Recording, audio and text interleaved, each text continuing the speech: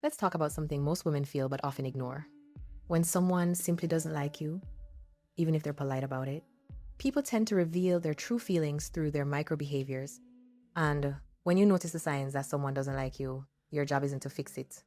It's to remove yourself with grace. Here are the subtle signs and why walking away protects your peace. It often begins with those little moments of unwarranted shade. The jokes that aren't really jokes, the comments that land just a little too sharp, the "I'm just kidding" insults that leave a sting. This is hostile humor, a socially acceptable way for cowards to express dislike without admitting it. Then there are the micro expressions, the tight smile, the raised brow, the delayed reaction, the quick eye roll they hope you don't catch, a flash of irritation when you walk into a room. These are leaked emotions. The truths they can't fully hide because your presence triggers something in them they don't want to face. You'll notice it in their engagement too. Dry replies, no curiosity, no follow-up questions. People who like you want to understand you. People who don't like you want the interaction to end as quickly as possible without looking rude. Sometimes it shows up as quiet competition. You share something good and suddenly they need to top it. Your glow makes them uneasy, so they try to recenter the spotlight on themselves. Envy is loud even when the person is quiet. And then there's the shift when other people like you. When you get recognized, complimented, or praised, and they pull away, their energy tightens, their smile fades, your shine exposes something they haven't healed. None of this is about your worth. It's about their lens, their projections, their insecurities, their unresolved stories.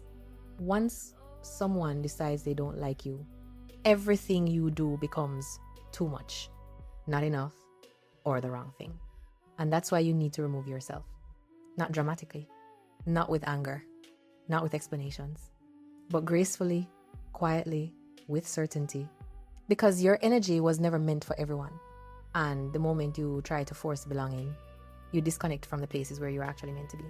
People who don't like you have already made a decision about you.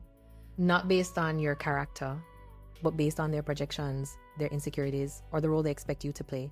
Once that decision is made, everything you do becomes proof of the story they already believe. Why stay in spaces where your light is misunderstood on purpose? Removing yourself isn't rejection. It's refinement. It's choosing people who feel like clarity instead of confusion. It's choosing relationships that feel nourishing instead of draining. It's choosing environments where you don't have to monitor your tone, soften your strength, or question your worth. When you stop trying to be liked by the wrong people, you become visible to the right ones. The ones who recognize your softness, your humor, your depth, your strength. The ones who don't just tolerate you, they value you. There's a quiet power in walking away. Not dramatically, not loudly, just with a calm sense of self-worth. And the truth that frees you is this. When someone doesn't like you, they're doing you a favor. They're showing you where not to invest your heart, your time, or your energy. They're revealing the rooms you've outgrown so you can find the ones that were waiting for you all along. You don't need to become smaller to be liked. You don't need to dilute your personality.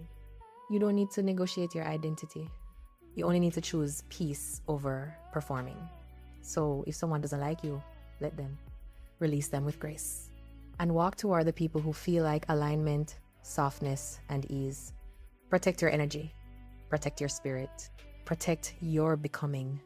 And if you're on this journey of self-worth, feminine power, and personal transformation, like and subscribe because that's what we do here.